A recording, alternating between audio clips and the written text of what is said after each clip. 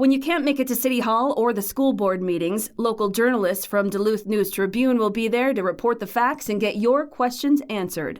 Local news works for you. Stay up to date at duluthnewstribune.com.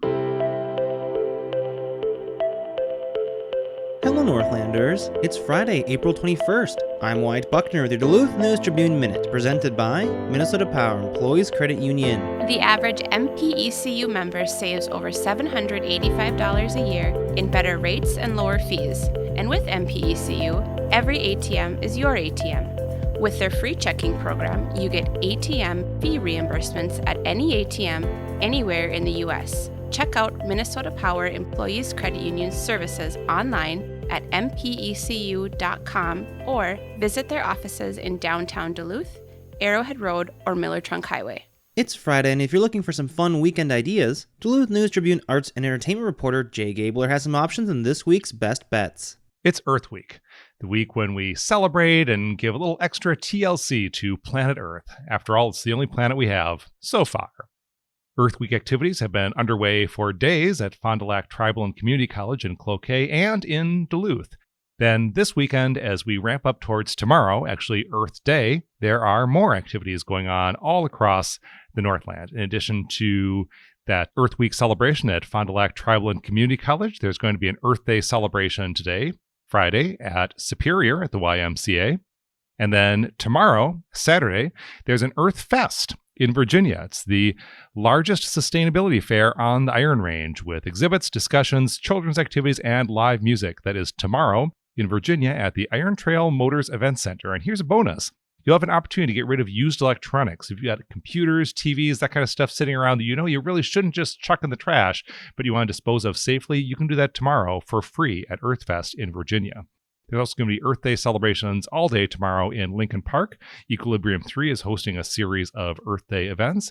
Other events happening in Lincoln Park tomorrow include a full day of family-friendly events in honor of Earth Day at the Duluth Children's Museum.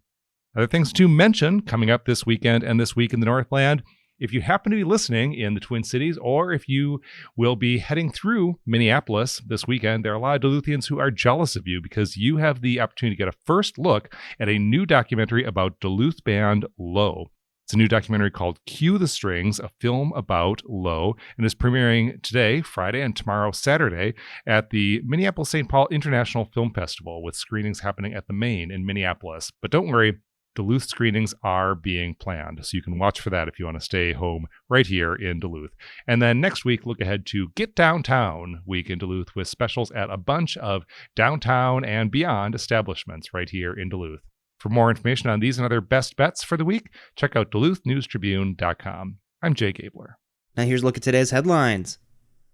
In the end, it seems almost anticlimactic. When 2 inches of snow falls in mid-April, it's not usually something to celebrate. But the 2 inches of snow that fell overnight Wednesday at the National Weather Service in Duluth was enough to propel the winter of 2022-2023 to the snowiest since records have been kept starting in 1870. Duluth's seasonal snowfall total as of 6 a.m. Thursday sat at 137.1 inches, topping the previous record of 135.4 inches that fell in the winter of 1995 to 1996. And it hasn't just been snowy in Duluth. Brainerd set a record this winter at 85.3 inches, while Bayfield has its new record at 171.6 inches. To say it's been a long winter is an understatement at best. Duluth received its first measurable snow, 2 inches, on October 14th, so this has been going on for more than 6 months. Duluth has had at least a trace of snow on the ground every day since November 11th. Duluth had as much as 37 inches of snow on the ground March 12th through 13th, and carried 32 inches into April, one of only 4 times in history that there's been that much snow on the ground in April. Duluth has even topped Buffalo, New York, which has 133.6 inches of snow so far this season. But before you get too excited, Duluth snow totals pale to places like Mammoth Mountain, California, which has seen 836 inches so far this winter, and Brighton Mountain, Utah, with 718 inches. The all-time U.S. seasonal snowfall record was set at Mount Baker Ski Area in Washington at 1,140 inches in 1998 to 1999. That's 95 feet of snow.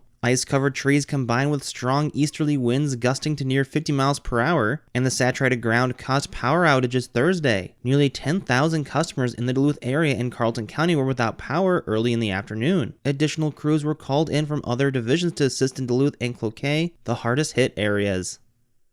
A series of threats posted to Facebook this week led to numerous 911 calls across the Twin Ports, prompted additional security at the Superior Refinery, and nearly sent at least one school into lockdown. Trevor Hambrick Billings, 30 of Duluth, allegedly promised, quote, the first live explosion on Facebook, end quote, alluded to being heavily armed and repeatedly used the term jihad in the series of public posts Tuesday. Billings, allegedly posting under the name Turtle Boy Duluth, was arrested later that evening when he reportedly jumped out a window at his West Duluth apartment, which he had attempted to booby trap. The defendant, who has a history of mental illness, was arraigned Thursday in State District Court on 2 felony counts of making threats of violence. Both Duluth and Superior Police reported a large number of 911 calls stemming from the rambling posts that were publicly visible to any reader on Facebook. Billings also allegedly claimed to have, quote, many assault rifles and tents scattered throughout the whole city, end quote, and would, quote, put a hit on every cop in Duluth, end quote. Videos on Facebook showed he had a sword and compound bow set up in a manner to injure anyone who tried to enter his apartment, and he showed boxes of fireworks that he said he planned to use as explosives. The complaint states that Superior Police officers were dispatched to provide additional security at the Synovus Energy Refinery, and Duluth Public Schools were alerted as a precautionary measure. Aware of Billings' mental health history, the Duluth Police Department dispatched both its crisis negotiations team and tactical response team to his residence at 819 Charles Avenue. Billings, who did not respond to officers, eventually jumped out the back window of the apartment and was taken into custody without further incident at approximately 6:30 p.m., the complaint states. Police said a search of the residence found a sword and 2 compound bows, as seen in the Facebook videos. Billings has a relatively minor criminal history, with only a handful of misdemeanor convictions for offenses including impaired driving, theft, and giving a false name to a police officer. He also was arraigned Thursday on 2 other misdemeanor charges stemming from a fight at a downtown bar last month. However, court records show that Billings twice in recent years was found by a court to be mentally ill and placed under civil commitments. The most recent order expired in September 2020. A little more than a month ago, John Downing, a limnologist who leads the University of Minnesota Sea Grant program, crunched some historical and meteorological data to predict a later than normal ice out for northern Minnesota lakes. Downing developed what he calls a lake ice out widget, where you can plug in a weather reporting station near your lake and figure, roughly, when ice out might occur. In mid-March, with virtually no melting so far in winter, Downing predicted ice out for north-central Minnesota lakes about a week or so later than average, but still in time for the May 13th fishing opener. Now, past mid-April, Downing isn't as sure all lakes will be ice-free by May 13th, but he's sticking with his prediction of mostly open water for the Minnesota opener. Last week's spurt of unusually warm temperatures into the 70s across the Northland may have been enough to kickstart the melting process. Still, it's going to take much more heat and many thawing degree days to get the job done. Thawing degree days are figured on a complicated formula. Add the daily high temperature to the daily low temperature, divide by 2 and then subtract 32. For every positive number, those are thawing degree days. So if the air temperature is an average of 10 degrees above freezing during a day, that accumulates 10 thawing degree days. You can track thawing degree days for a weather station near your favorite lake at z.umn.edu/widget. Now here's a look at your forecast, brought to you by the News Tribune's Northlandia podcast. Duluth area weather forecast for today. Snow showers likely during the afternoon with a high temperature in the mid to upper 30s. West winds today around 10 to 20 miles an hour. Accumulation of snow not likely today other than just a coating. For tonight, look for a few stray snow showers or snow flurries. Temps dropping down into the mid-20s. And then for Saturday, a flurry or two, otherwise mostly cloudy with a high temperature in the mid-30s. Winds will be out of the northwest around 15 to 25. Sunday, maybe a little sunshine, a couple of snow flurries with a high temperature only in the upper 30s. I'm Storm Tracker meteorologist John Wheeler. Thank you to the Northlandia podcast for their support. The weekly podcast explores curious and unique stories here in the Northland. In this week's episode, reporter Jimmy Lovren introduces us to a pinball duo fixing machines and building a community. You can find that episode Saturday at duluthnewstribune.com or wherever you also get this podcast. Reporting for today's episode was done by John Myers and Tom Olson. Thank you for listening to Duluth News Tribune Minute. Have a great weekend, and we'll see you back here on Monday.